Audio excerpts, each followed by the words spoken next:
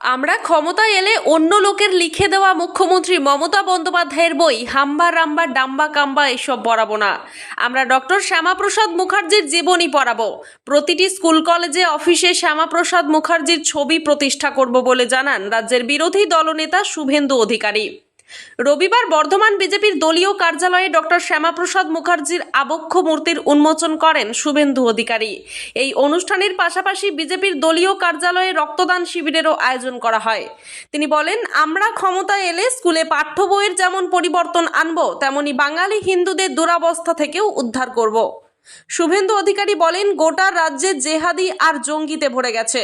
অন্যদিকে রাজ্যের মন্ত্রী সিদ্দিকুল্লাহ চৌধুরী প্রসঙ্গে তিনি বলেন, দম থাকলে পদত্যাগ করে দেখান। ব্যুরো রিপোর্ট, সোজা কথা নিউজ। তাতে কি হয়েছে?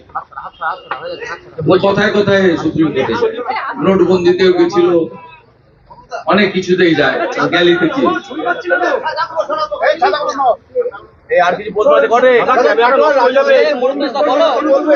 ঝাগড়াগড়ে হয়েছিল, তখন যা বলেছি আমরা এখন তাই। তৃণমূল থাকলে বোমা বিস্ফোরণ হবে। জামাত, হেফাজত, রাজাকার, জেএমবি, হিজবুল, আইএসআইএস, আনসারুল বাংলা, এ তো তৃণমূল কংগ্রেসের সৃষ্টি করা। ওরা সিভিল লোককে রাজ্যসভায় পাঠায়, ইমরানকে।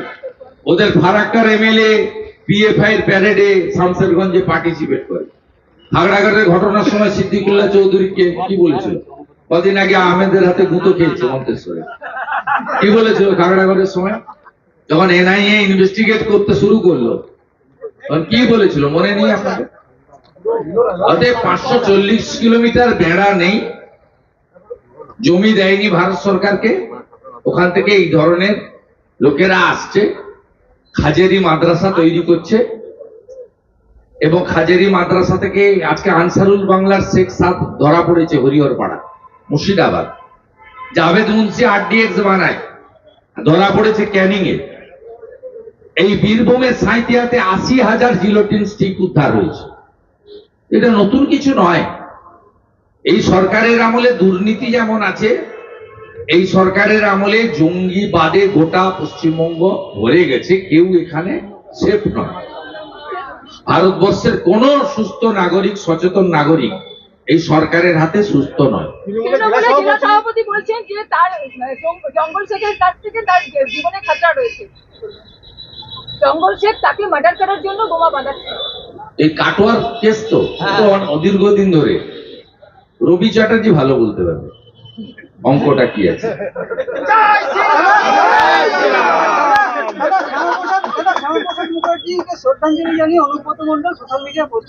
উনিকে এই যে আপনারা তৈরি করছেন এই সমস্ত আজে বাজে লোক।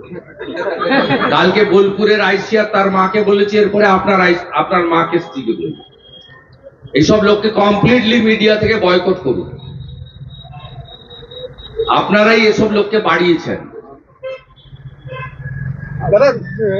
এর আগের বিধানসভায় 16টা ছিল তৃণমূলে, এবারে কি 26 বিধানসভায় কি বিজেপি ডাক করতে পারবে পূর্ব বর্ধমান জেলায়? গতবারে প্রথমত ভোট হয়নি, দ্বিতীয়ত গুনতে দেয়নি।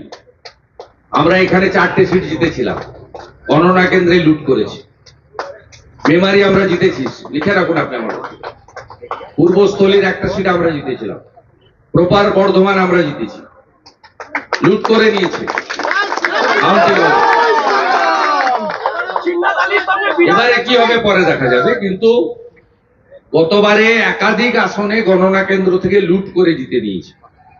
আমাদের লোকেদের বেলা 12টার মধ্যে মেরে বের করে দিয়েছে, তখন 10%ও কাউন্টিং হয়নি। তো তার জন্য আপনারা দায়ী। কোন পপুলার ইলেকট্রনিক্স চ্যানেল সকাল 10টার সময় দেখিয়েছেন টিএমসি 215টাতে এগিয়ে আছে। তারপরে ভিতরে যারা আছে তাদেরকে গিয়ে বলছে, তোরা যদি প্রাণ বাঁচাতে চাস এক্ষুনি ছেড়ে বেরিয়ে যা। জিন্নাত আলীর সঙ্গে বিধায়কদের ছবি আপনি পোস্ট করেছেন। ভুয়া ইডি জিন্নাত আলীর সঙ্গে দেখা গেছে একাধিক বিধায়কের ছবি। আরে থাকবেই তো, মলয় ঘটক আর খোকন দাস থাকবে না? হয়নি কি করে?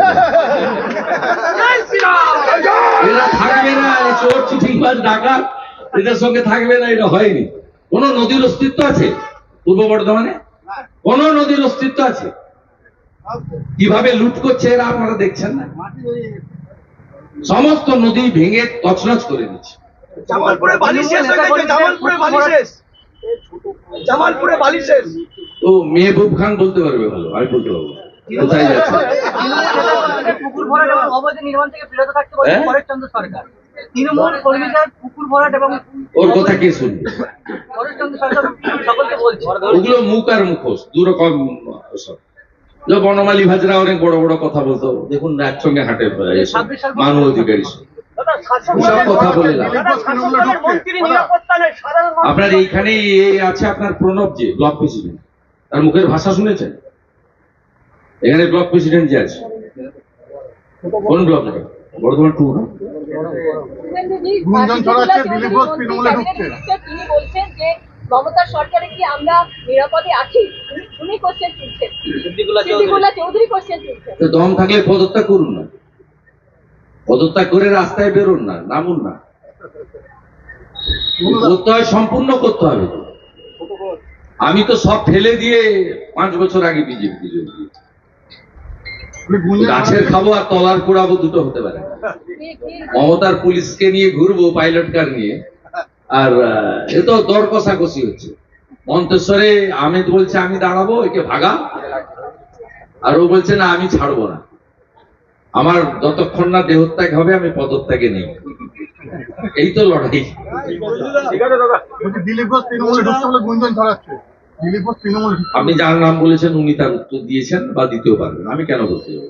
আমাকে এর মধ্যে ছোট হবে। বর্ধমান বিশ্ববিদ্যালয় আর্থিক প্রতারণার গোটা ঘটনার পরিপ্রেক্ষিতে রাজ্যের এই মুহূর্তে ভয়ঙ্কর অবস্থা, আর্থিক সবজি কেলেঙ্কারি তদন্তে প্রাক্তন ভাইস চ্যান্সেলর এফও অনেকের নাম জড়িয়ে আছে। কোন ইউনিভার্সিটি কলেজে দুর্নীতি নেই আপনি বলুন? কোন ইউনিভার্সিটি কলেজে দুর্নীতি নেই? আমি মঙ্গলবার দিন বিকেলে কলকাতায় একটা প্রেস করে আপনার একটা ক্যালেন্ডার বের করে দেবো, তাতে দেখবেন তৃণমূলের কোন কোন পান্ডারা আপনার এইসব কাণ্ডের সঙ্গে যুক্ত এবং কলেজে কাজ চাকরি করে। আমি তালিকা বের করবো। প্রত্যেকটা কলেজের গভর্নিং বডিতে প্রেসিডেন্ট হয়ে ওরা বসে আছে, এবং গত 10 বছরের মধ্যে যত নিয়োগ হয়েছে সমস্ত নিয়োগ অবৈধ নিয়োগ। নন টিচিং এ যত নিয়োগ হয়েছে সমস্ত জায়গায়। আমি একটা লাস্ট ফাইনাল কথা বলবো, এখানে আপনারা আছেন তো, গতকাল হাওড়া জেলার ডোমজুড়ে, আপনারা মিডিয়া দেখাননি,